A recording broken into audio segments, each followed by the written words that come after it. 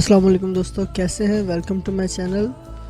बारिशें हो रही हैं आजकल, तो दोस्तों बारिशों के बाद जो एक मसला पेश आता है वो है आँखों के मसाइल। आँखों में इन्फेक्शन हो जाता है, तो इससे बचने के लिए मैं आपको कुछ मालूमात देने वाला हूँ। मैं उम्मीद करता हूँ वीडियो आपको अच्छी लगेगी। अगर वीडियो अच्छी लगे तो मेरे चैनल को ज़रूर सब्सक्राइब कीजिएगा।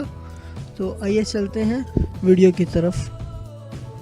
बारिश के होते ही मौसम खुशगवार हो जाता है और गर्मी में कमी आ जाती है, लेकिन साथ ही बरसात के मौसम में बहुत से इन्फेक्शंस हो जाते हैं जो आंखों को मुतासर करते हैं और तकलीफ़ का बायस बनते हैं। हवा में नमी की वजह से वायरल इन्फेक्शन को फैलने का ज़्यादा मौका मिलता है।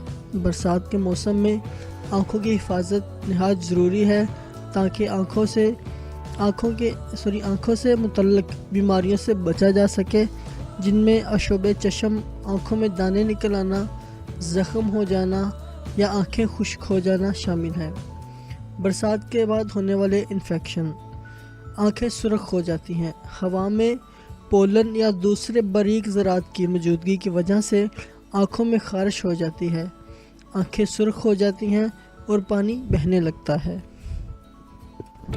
अस्टाई: हवा में मौजूद बैक्टीरिया अगर जिल्द से लग जाएं तो स्टाई का बायस बन सकते हैं। आँखों की पलकों की जड़ों में होने वाले ये दाने पस से भरे हुए होते हैं और आँखों में तकलीफ़ का बायस बनते हैं। आँखें खुश्क हो जाना: आँखों में खटक महसूस होती है और आँखें खुश्क हो जाती हैं।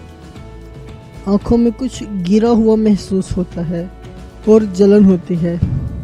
ये खुश्की ज़्यादा बढ़ जाने की सूरत में बिनाई जाने का ख़तरा होता है। कोरिनल अल्सर भी इन्फेक्शन की वजह से होता है, जो कोरिना पर खुले ज़ख्म की शक्ल में ज़ाहिर होता है। फ़िज़ा में मौजूद बैक्टीरिया, वायरस, फंजाई इस इन्फेक्शन का बायस बनते हैं। आँखों को इन्फेक्शन से बचाने के लिए एहतियाती तदाबीर: इन्फेक्शन से बचने के लिए हाथों की सफाई ज़रूरी है। गंदे हाथों से आँखों को हरगिज़ ना छुएं। बच्चों को गंदे हाथों से आँखें ना मलने दें। अगर आपको आँखों में तकलीफ़ महसूस हो और आँखें सुर्ख हो रही हों तो आँखों को नरमी के साथ धोएं और ठंडे पानी की सिकाई करें।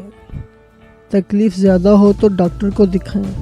अगर घर में किसी की आँख दुख रही हो तो इसकी आँखों में आई ड्रॉप्स डालने के बाद अपने हाथ अच्छी तरह से धोएं।